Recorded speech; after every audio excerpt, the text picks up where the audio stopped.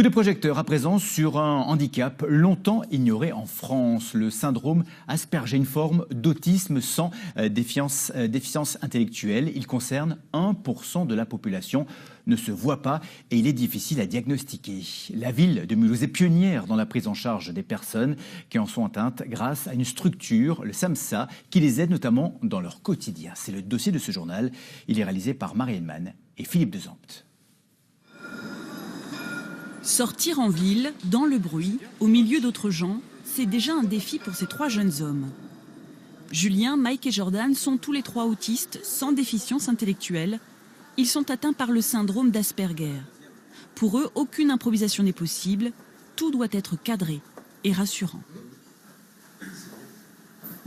Pour ma part, j'ai beaucoup de problèmes de compréhension par rapport à mon entourage, que ce soit via des expressions ou de la façon dont les choses peuvent être été dites. Par exemple, si maintenant je donnais l'exemple « Tiens, fais-moi le tour du bureau pour donner ça », sur le coup, je comprendrais qu'il faudrait faire le tour du bureau, mais donner quoi, ça, je ne pourrais dire. Parce que tant qu'il n'y a pas de précision dans la demande, je ne pourrais donner la chose en question. L'autisme n'est pas une maladie, mais un handicap chronique dû à une atteinte neurobiologique du cerveau.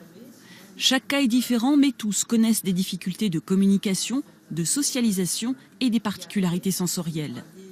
Cette différence n'a longtemps pas porté de nom, car avant 2008, l'autisme sans déficience intellectuelle n'était pas diagnostiqué en France.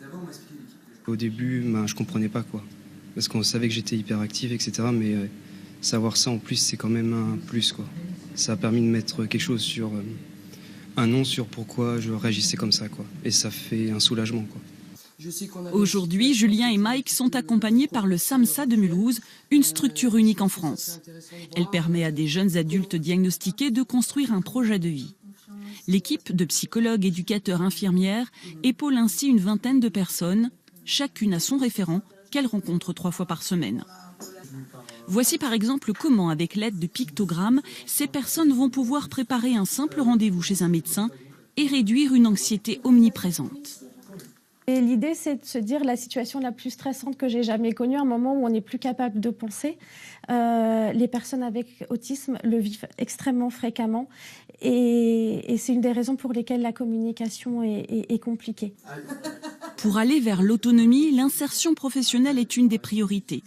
Le SAMSA fait aussi le lien avec d'éventuels employeurs. C'est des gens extrêmement honnêtes, c'est des gens qui sont rigoureux, qui arrivent à l'heure, qui sont entiers dans la relation avec vous. Une personne avec autisme, quand elle a envie de vous dire qu'il y a quelque chose qui ne lui convient pas, elle va le faire. C'est des personnes qui peuvent avoir déjà des QI beaucoup plus élevés que les nôtres. C'est des personnes qui peuvent avoir des niveaux de diplôme bien au-delà que ce qu'on pourrait imaginer. Et même quand ils n'ont pas les diplômes, ils vont développer des compétences, mais qu'ils auront appris tout seuls. Tous trois sont passionnés d'informatique et de jeux. Jordan, lui, rêve de devenir concepteur de jeux vidéo, mais il est hypersensible au bruit et perçoit tous les sons au même niveau, ce qui l'oblige à une concentration de tous les instants. Pour moi, un temps plein, c'est beaucoup trop. Je fatigue, je sature beaucoup psychologiquement, et je tombe vite à plat, et les week-ends, en fait, je les passe à me reposer. Et si je peux résumer grossièrement la chose, un boulot à 35 heures, pour moi, soit c'est le boulot, soit c'est moi. Je peux pas faire les deux.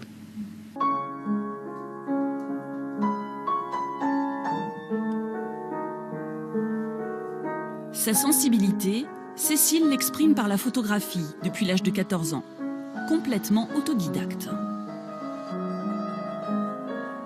Comme j'étais pas à l'aise toujours à l'école, au lycée, ça me permettait de m'investir dans quelque chose d'autre et de me dépasser par rapport à mes peurs, à mes angoisses. Cécile Fauroux va exposer ses œuvres ici, dans ce local en passe de devenir la future maison de l'autisme de Mulhouse, un projet porté par Gaël Ledors.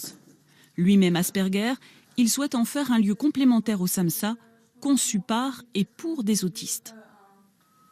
Dans l'idéal, ce qu'on aimerait, c'est pouvoir attirer des éducateurs, des psychologues qui sont eux-mêmes autistes et qui peuvent à la fois allier l'expertise du handicap, dans le sens où je vis le handicap, donc je le connais, donc je suis un expert de mon handicap, et l'expertise professionnelle. Le regard de la société sur l'autisme change peu à peu. Gaël et ses amis veulent encore le faire évoluer et montrer la multitude de talents des uns et des autres.